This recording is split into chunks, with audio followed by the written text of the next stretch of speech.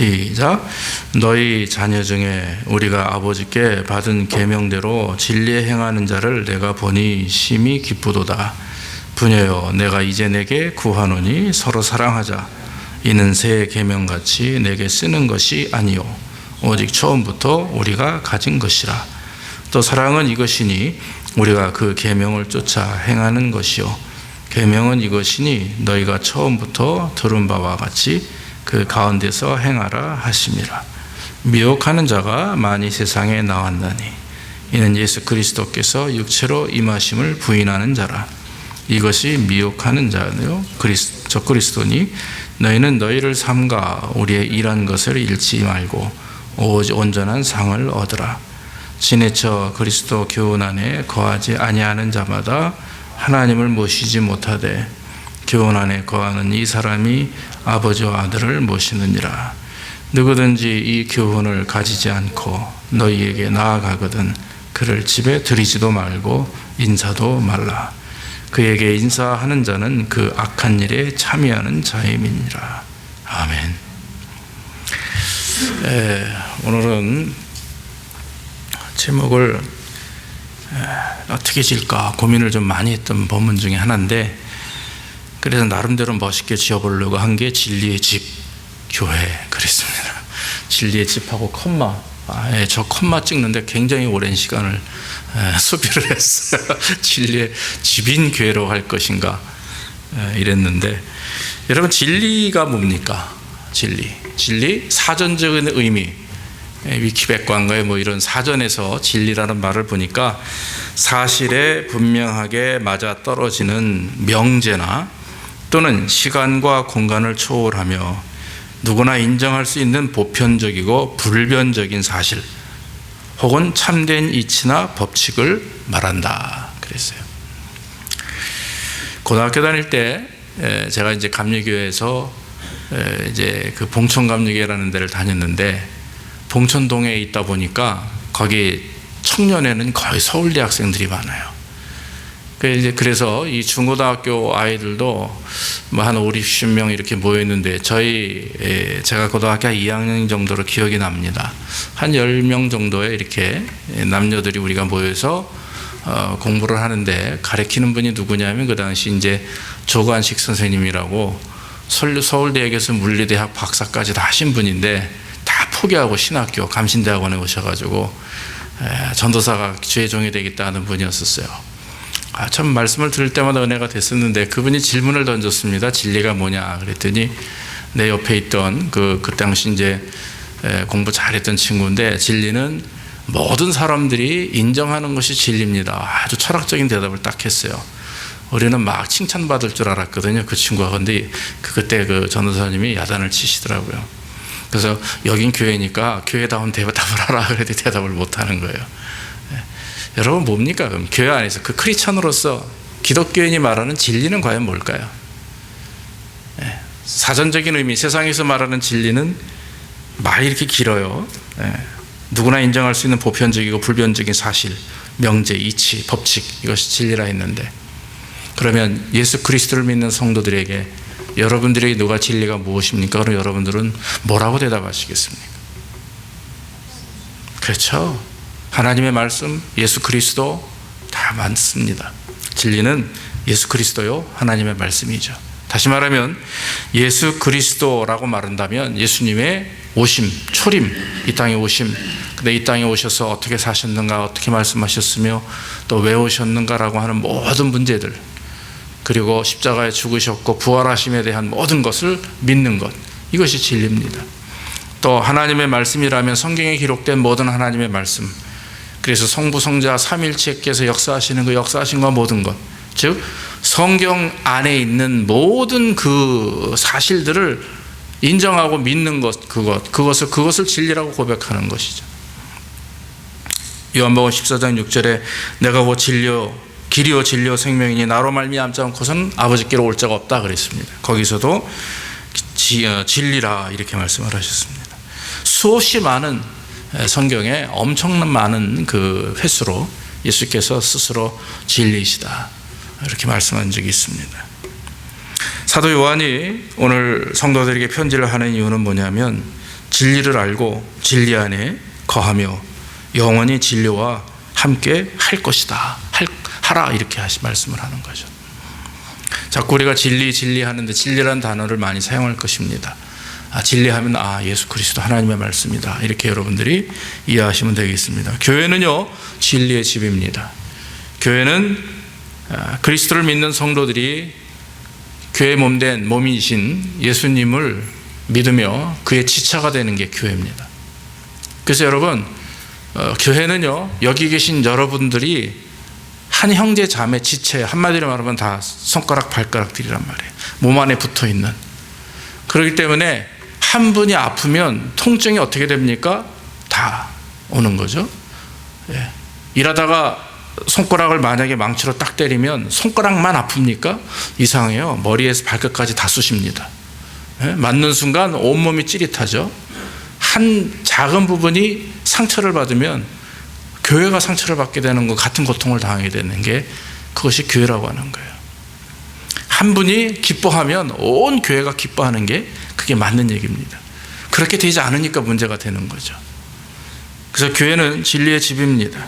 진리를 믿는 성도들이 모여서 진리 되시는 예수 그리스도를 믿고 하나님의 말씀을 따라 순종하며 살아가는 것이 교회입니다. 그러므로 교회 안에서 진리가 무엇보다도 가장 중요한 핵심이 되어야 됩니다. 오늘날 교회 안에서 예수 그리스도가 아닌, 십자가의 복음이 아닌 다른 것들이 더 핵심이 되는 일들이 없잖아 있음을 보고 참 마음이 아파요. 그래서 어떤 미국 교회들은, 어떤 교단에서는 늘 모이면 예배드리기보다 싸우는 거예요. 뭘 가지고 싸우냐? 동성연애를 받아야 될 것이냐 말아야 될 것이냐, 이걸 가지고 만나면 싸우고, 그래서 만나면 기도하고 예배하고 하나님께 어떻게 하면 영광을 돌리며 우리가 어떻게 서로 사랑할 것인가, 그것이 아니라 어떤 이슈를 가지고 계속해서 분쟁하고 싸우는 일들. 그래서 교회 안에 진리가 살아있지 못하고 세상 사람들의 판단과 기준이 살아있으면 그건 교회가 아니라고 하는 거예요. 성도들도 마찬가지입니다. 성도가 성도를 바라보며 그리스도의 사랑으로 사랑하고 인정하는 것 외에는 할 게 없습니다. 저 사람을 평가하고 저 사람을 판단하고 저 사람이 저것이 잘못인데 저것을 어떻게 하면 바꿀까, 이건 내가 바꾸는 게 아니거든요. 그리스도께서 그 영혼을 붙들어 주시고 우리가 기도하는 가운데 그 사랑의 기도를 통해 그가 변화되는 게 그게 은혜라고 하는 거죠. 믿습니까? 우리 교회는 그래야 될 줄로 믿습니다. 그래서 여러분, 교회는요, 진리 때문에 서로 사랑해야 됩니다. 가장 중요한 먼저가 뭡니까? 오늘 성경에 보니까 5절에 분이여 내가 이제 내게 구하노니 서로 사랑하자. 이제 새 계명같이 내게 쓰는 것이 아니요 오직 처음부터 우리가 가진 것이라 그랬습니다. 서로 사랑해야 됩니다. 서로 사랑하는 것이 계명대로 진리를 행하는 것입니다. 그래서 교회 사랑은 개인적인 인간적인 사랑, 다시 말하면 참 내가 사랑이 많은 사람이기 때문에 원래 온순한 사람이니까 사람을 사랑하고 이러는 의미가 아니에요. 교회 사랑은 진리를 중심으로 하는 사랑이어야 됩니다. 진리를 중심으로. 다시 말하면 교회에서 행하는 사랑의 모든 행위들, 성도들의 사랑의 행위는 핵심이 그리스도가 되어야 되는 거죠. 예수 그리스도가 될 때 진정으로 그것을 이겨낼 수가 있는 겁니다. 예전에 신학교 교수님이 한 분이 이제 리타이어를 하신 분이 있습니다. 제자들이 그 교수님에게 와서 물어봅니다. 교수님 평생에 신학을 가르치시고 연구하셨는데 교수님께서 가장 은혜가 되는, 즉 교수님의 마음을 가장 사로잡는 그 진리는 무엇입니까? 라고 물어봤어요. 실제적으로 교수님 하는 말씀이 예수님이 나를 사랑한다라고 하는 그 단순한 진리가 나를 가장 크게 사로잡는다. 여러분 믿으십니까? 여러분들을 가장 기쁘게 하는 게 무엇입니까? 여러분들을 가장 행복하게 만드는 게 뭡니까? 자녀입니까? 네. 그렇죠. 자녀일 수도 있습니다. 우리 아이들이 잘 크면 얼마나 행복해요. 그러나 여러분 따라합시다. 예수님이 나를 사랑하신다. 할렐루야. 이게 가장 큰 행복인 줄로 믿습니다. 고린도전서 13장 6절에 사랑은 진리와 함께 기뻐한다 그랬어요. 그래서 여러분 그 진리, 사랑을 마음속에 품으면 기쁨이 오게 되는 것입니다. 오늘 여러분 요한의 별명을 사랑의 사도라고 말합니다. 요한이요 얼마나 사랑하냐 사랑하는 사람이었으면 사랑의 사도. 요한복음을 요한이 썼어요. 사도 요한이. 요한 1, 2, 3서를 요한이 썼습니다. 요한계시록도 요한이 썼어요. 계속해서 그 주제를 보면 사랑에 대한 말씀이 참 많이 나옵니다. 근데 여러분, 요한이 어떤 사람인지 아십니까? 사랑의 사람이었습니까? 천만의 말씀이요. 베드로보다도 더 과격한 사람이었었어요. 베드로는요, 칼을 뽑아가지고 말구의 귀를 잘랐죠. 사실 행동한 사람이지만 요한은 뭐 그렇게 행동까지는 안 하겠어요. 행동하기 전에 변화된 사람이에요. 요한은 그 형제 야고보와 함께 이제 예수님께서 마가복음 3장 17절에 뭐라고 사도 요한에게 별명을 정리하면은 보아너게라고 하는 별명을 주었습니다. 보아너게가 히브리 말로, 헬라 말로 우레의 아들이에요. 우레, 천둥의 아들이에요. 다시 말하면 이 사도 요한이 조신조신 조근조근이라는 게 없습니다. 그냥 우악하고 소리 버럭 지르고 오죽하면 소리를 벅벅 질러대면 예수님이 넌 천둥의 아들이다 그래요. 우레의 아들이다 그랬습니다.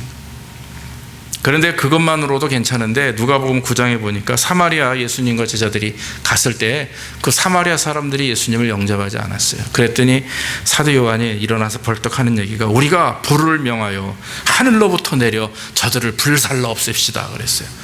불태워 죽입시다. 이걸 사도가 할 얘기입니까? 예수님 제자가 할 얘기예요? 오죽 그냥 욱했으면 하늘에 기도해가지고 하나님이 불을 내려서 이 사마리아를 다 불살라 버립시다. 이게 할 얘기가 아니지 않습니까? 근데 사도 요한이 그런 사람이었어요. 그런데 예수님을 만났습니다. 그리고 그 예수님을 만나는 과정 가운데 3년의 짧은 시간이지만 예수님과 깊은 영적 교제를 통해서 그가 변화되어서 귀한 하나님의 사람이 된 줄로 믿습니다. 여러분, 여기 계신 여러분들 다 그렇게 되기를 주의 이름으로 축원합니다. 자꾸 변화되어서 정말 주님이 보시기에 합당하며 사람들에게 사랑의 사도라는 그런 인정을 받는 역사가 있어야 됩니다. 그러므로 여러분, 진리와 함께하고 진리를 알고 또 진리 가운데 거하는 성도들은요, 이와 같이 변화의 은혜가 있는 거예요. 사랑의 은혜가 있습니다. 왜냐하면 주님이 나를 사랑하시기 때문에 나를 사랑하셔서 구원하셨고 나로 하여금 이렇게 사랑의 덩어리가 되도록 만드신 것. 그래서 여러분, 원래 마음이 온순하고 착해서 사랑하는 것도 좋지만 그러나 그런 사람은 더 덕이 되겠죠. 그러나 더 중요한 건 우리와 같은, 심지어는 불살라서 죽이자라고 외쳤던 그런 사도 요한이 은혜를 경험하고 하나님의 사람이 된 것처럼 저와 여러분들 속에 하나님 은혜가 충만하기를 주의 이름으로 축원합니다. 그리고 두 번째, 오늘 사도 요한은 진리의 집인 교회가 행할 일에 대해서 진리가 아닌 것은 경계해야 된다 그렇게 말합니다. 7절 8절에 보면 미혹하는 자가 많이 세상에 나왔나니 이는 예수 그리스도께서 육체로 임하심을 부인하는 자다 그랬습니다. 이것이 곧 적그리스도다 그랬어요. 예수 그리스도께서 육체로 오심을 부인한다. 그것은 예수님의 인성, 이 땅에 오신 성육신을 부인하는 겁니다. 굉장히 신학적인 부분에 있어서 중요한 부분인데, 성육신을 부인하면 예수님이 이 땅에 인간의 몸을 입고 오셔서 부인하시면 동정녀 탄생 자체도 부인되는 것이고 십자가의 죽으심과 부활 자체도 사실은 다 부인되어야 되는 거죠. 어떻게 인간이 부활을 할 수가 있습니까? 말이 안 되는 소리잖아요. 그 당시 지난번에 말씀드렸던 영지주자 지도자가 말하기를 예수님께서 일반 사람이었으나 그래서 성육신이 아니라 예수님은 그냥 예수라고 하는 요셉의 아들 인간이었는데 그가 세례 요한에게 성령을 받을 때 비둘기같이 그의 그리스도라고 하는 영이 그에게 임했다가 떠났다. 이게 이제 영지주의자들의 말이니까, 그러니까 한마디로 말하면 예수님이 하나님의 아들로서 이 땅에 인간의 몸을 입고 오신 하나님이다라고 하는 사실은 전면적으로 부인하는 거예요. 그거는요, 사도들뿐만 아니라 그 당시 크리스찬들을 향해서 아주 정면으로 도전하는 그런 그 이단 학설이었었어요. 근데 이상하게도 그 말을 듣고 넘어가는 사람들이 너무 많은 거예요. 지금 신천지를 통해서 자꾸 넘어가는 사람이 많듯이 교회가 그냥 덤벙덤벙 넘어가고 말이죠. 목사가 넘어지고 교회가 뿌리채 몇천 명 모이는 교회가 갑자기 신천지 교회가 되고 하는 이유들이 뭡니까? 또 요즘에 교회를 너무 크게 적어 500억 미국 돈으로 얼마인지 저도 잘 모르겠어요. 빌리언인가요? 500억, 700억, 1000억까지 투자해서 교회를 짓다가 그것이 결국 파산돼가지고 말이죠. 그것이 안증회, 하나님의 무슨 회 이런 이단들에게 자꾸 팔려 넘어가는 일들이 너무나 많은 거예요. 한국교회, 미국도 마찬가지겠죠. 여러분, 이단이라고 하는 것은 그 당시 아마도 사도 요한은요, 이 말을 기록할 때 영지주의를 마음속에 생각하고 말을 했을 겁니다. 왜냐하면 그 당시 가장 큰 이단의 중심이 영지주의였기 때문에 그렇습니다. 그래서 그와 같이 예수 그리스도의 그런 성육신을 부인하는 자들, 그 사람들을 이단이고 적그리스도 했습니다. 여러분, 이단은 거짓 선생입니다. 거짓 선생입니다. 이단은 거짓 선지자입니다. 적그리스도며 미혹해 하는 자들이고 또 마귀와 귀신에게 속한 자들이라고 성경의 여러 곳에서 증거하고 있습니다. 그러므로 여러분, 교회에서는요, 진리가 아닌 것들은 배격해야 됩니다. 진리가 아닌 부분에 대해서 증거하고 주장하면 그건 우리가 경계하고 몰아내야 되는 거죠. 들어오면 언젠간 변화되겠지. 언젠간 그 사람이, 언젠간 그 행동이, 언젠간 그런 얘기들이 사라지겠지. 그리고 참고 인내하는 것이 사랑은 아니라고 하는 거죠. 단호할 땐 단호하고 외칠 때 외치고 아니라고 할 때는 아니라고 외칠 수 있는 자들이 하나님이 기뻐하는 자들이에요. 예수님도 마찬가지고요. 예수님도 성전 안에서 돈 바꾸고 장사하는 사람들, 비둘기 팔고 하는 사람들을 향해서 다 엎어버리시고 화를 내셨습니다. 성전 안에서 장사했다고 하는 자체가 문제가 아니라 성전 안에서 세상적인 방법을 사용해서 하나님의 영광을 가리운 거예요. 왜 장사했습니까? 바로 그 재물들을 가지고 교묘하게 사람들을 속임으로 하나님께 예배하는 것을 방해했기 때문이라고 하는 거예요. 그렇기 때문에 여러분, 우리가 교회 안에서 둔갑해서, 어떤 경우에는요, 잘 보기 좋게 둔갑해서 교회로 들어오는 일들이 얼마나 많이 있는지 모릅니다. 특히 세상적인 그런 흐름입니다. 물결입니다. 그래서 이것이 훌륭하다고 하니까 교회 안에도 그런 걸 쓰고, 이런 프로그램이 좋다고 하니까 교회 안에서 이렇게 그런 걸 하고, 또 뭐가 좋다고 하니까 또 가서 그것도 그거 하고. 그러면 교회는 아이들의 교육을 위해서 교회가 존재하는 것은 아닙니다. 믿습니까? 여러분들이 뭔가 어떤 이 미국 생활 속에서 뭔가 덕이 되고 도움이 되게 하기 위해서 교회가 존재하는 것은 아니라고 하는 거죠. 원래 존재 목적은 하나님을 예배하기 위한 그런 곳이 교회입니다. 그런 교회가 이 땅에 살아가면서 교회로서의 크리스찬의 역할을 감당하고 그리스도의 몸의 역할을 감당하기 위해서 아울리치하는 가운데 그 방법을 사용한 것들이 바로 프로그램이나 무슨 여러 가지, 심지어는 교회 안에서 꽃꽂이를 하고 영화 감상을 하고 다 그러는 건데, 사실 그게 핵심이 돼서는 안 된다라고 하는 거죠. 제일 중요한 것은 하나님의 말씀이어야 되고, 제일 중요한 것은 세상의 여러 가지 흐름들이 교회를 장악해서 십자가의 복음이 사라지고 그런 것들이 그 위에 올라가면 우상숭배하는 거예요. 이해하시겠습니까? 그러므로 교회는 오직 하나님의 말씀과 예수 그리스도가 증거되고 그로 인해서 성도들이 하나 되어서 하나님의 영광을 드러내는 것입니다. 예전에 신앙생활하다 보니까 어떤 분이 자랑스럽게 얘기를 해요. 오늘 자기가 여호와 증인을 집에 초대해가지고 왔는데 집에 들어와서 2시간 동안 얘기를 했대요. 저는 가슴이 덜컥 내려앉았어요. 그러다가 넘어갔을까 싶어가지고. 아무리 자기가 안수집사하고 장로 뭐라고 그래도요, 안 됩니다. 디도서에 뭐라고 얘기합니까? 이단에 속한 자들은 한두 번 훈계하다가 멀리하라. 아예 가까이 하지 말아야 돼요. 어느 부흥 강사님은 그냥 소금 뿌려라 어쩌고저쩌고 그렇게까지 얘기하고 싶진 않고, 모셔다 앉혀놓고서 아무리 친한 친구라도요, 깊이 그 문제를 가지고 얘기하지 마십시오. 이미 이단에 속하거나 이미 사악한 영에 속한 자들에 대해서는 우리가 힘으로, 우리의 논쟁으로, 우리가 알고 있는 믿음의 지식으로 가능하지 않아요.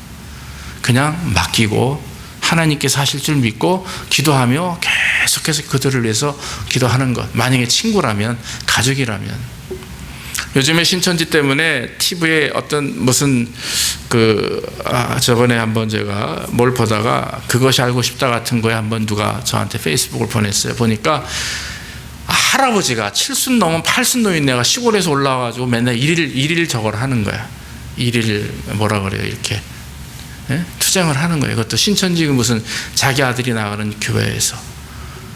그런데 글쎄 그 아들이 뛰어나가서 아버지를 밀치고 욕을 하고서 싸우는 거예요. 그게 말이 됩니까?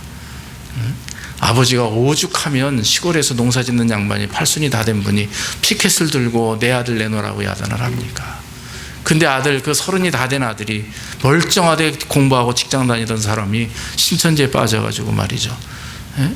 그 아들을 위해서 투쟁하는 그 아버지 모습 보면서, 또 그 아버지를 밀치며 야단을 치고 싸우는 그 아들을 보면서 저건 사람이 아니다 이거죠.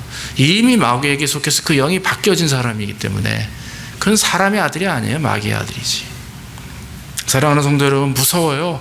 이단에 속하고 뭐 어떤 신천지뿐만 아니라 한국에 많은 이단들이 있는데요, 몇백 개가 됩니다. 한국 파생된 토속 한국 이단이 수백 개예요.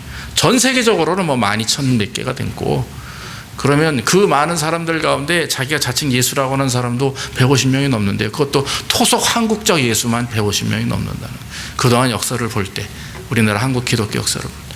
사랑하는 성도 여러분, 우리는요, 가까운 자가 있더라도 가까이 하지 말고 멀리하고 위해서 기도하는 것, 잠시 말씀을 드립니다.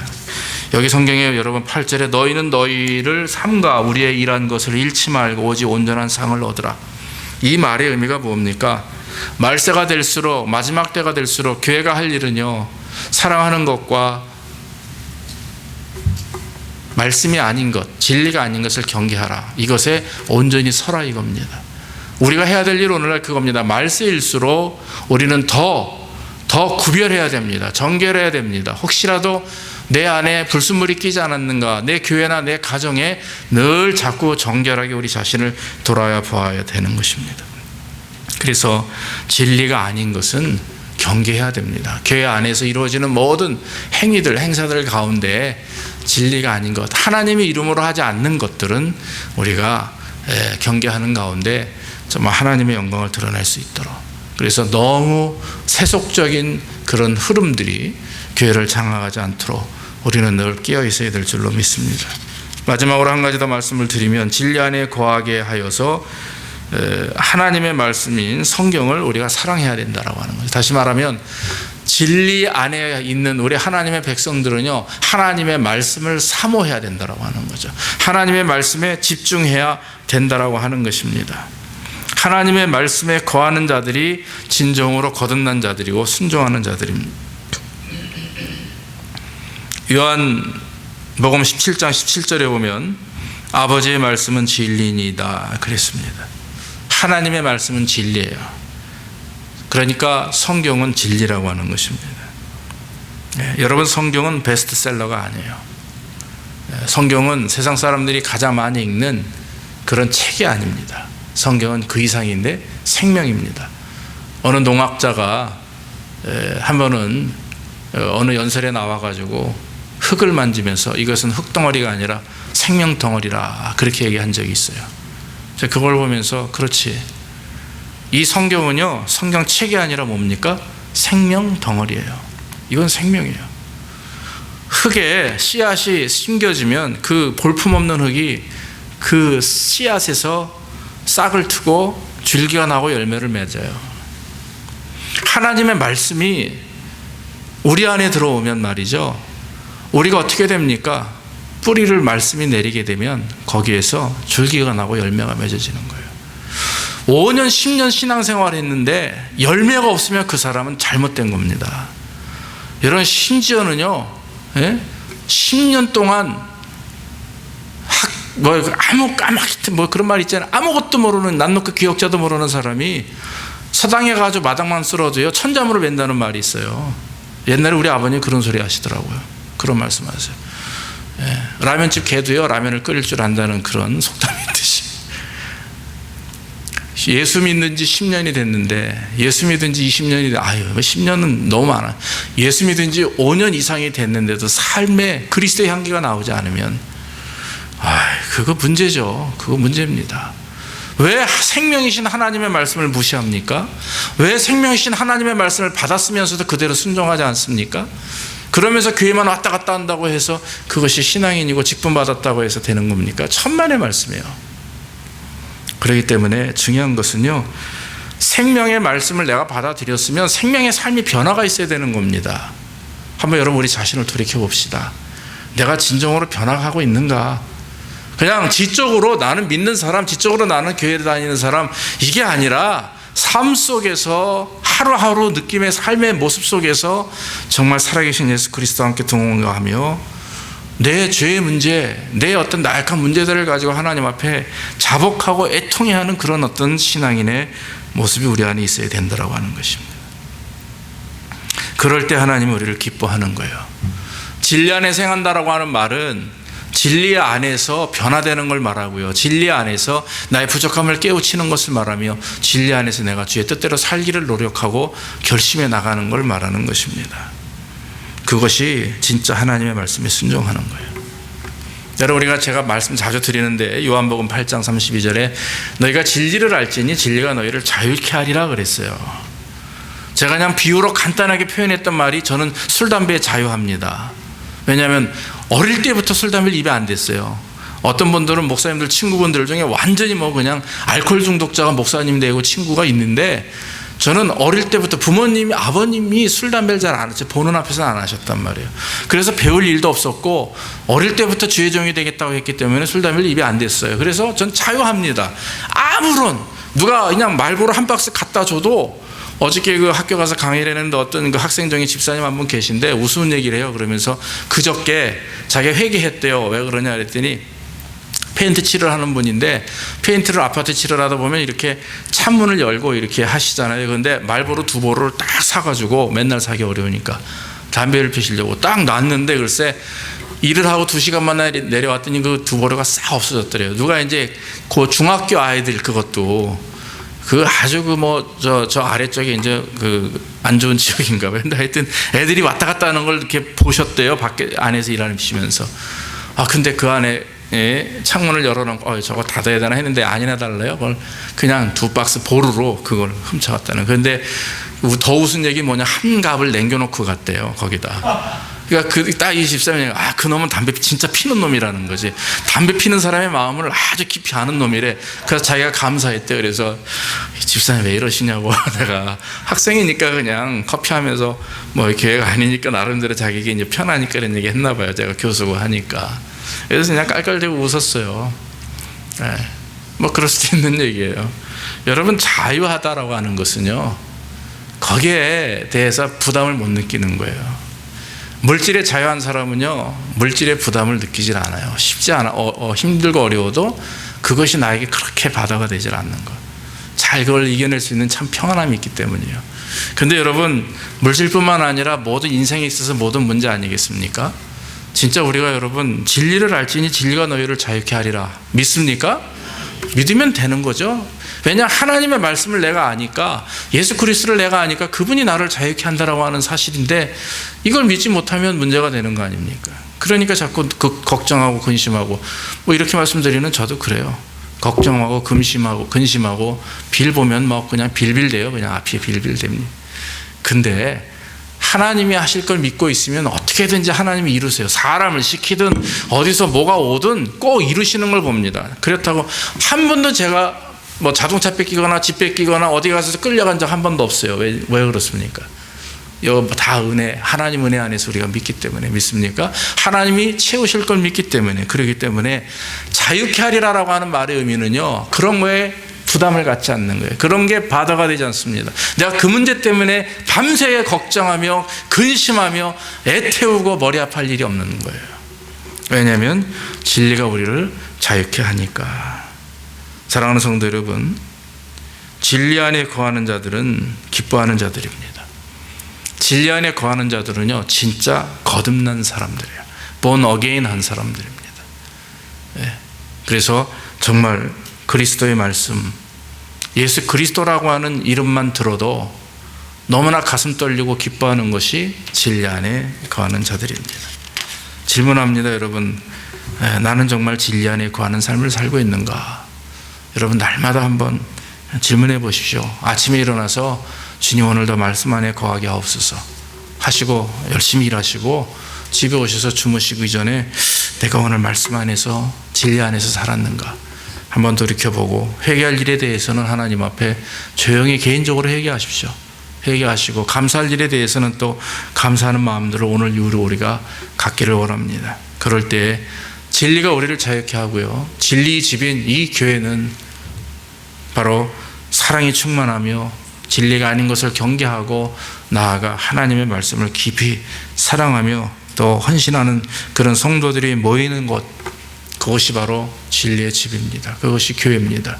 모쪼록 이것이 우리 교회뿐만 아니라 여러분 개인이 진리의 사람이 되어서 여러분들의 가정과 공동체와 가시는 모든 곳에 또 나아가 교회가 아름다운 진리의 집 공동체가 되기를 주의 이름으로 축원합니다. 기도하겠습니다. 하나님 아버지 감사합니다. 오늘도 부족한 종을 통해서 하나님의 말씀을 증거할 수 있도록 인도하시니 감사합니다. 하나님 역사해 주시고 우리가 진리의 집인 교회 안에서 머리 되시고 그리스도의 몸이 되시는 교회 안의 한 지체로 서로 연결되어 있음을 고백합니다. 아버지 하나님, 우리 모든 가정들을 축복하여 주시옵소서. 그래서 하나님 늘 그리스도 안에서 진리 가운데 행하게 하심으로 사랑하게 하시고 또 이단들을 경계하게 하시고 또 하나님 말씀대로 순종하게 하셔서 날마다 우리가 하나님 기뻐하시는 변화의 삶을 살며 그리스도인으로서의 부족함이 없는 믿음의 삶이 될 수 있도록 우리를 축복해 주시옵소서. 예수님의 이름으로 기도하옵나이다. 아멘.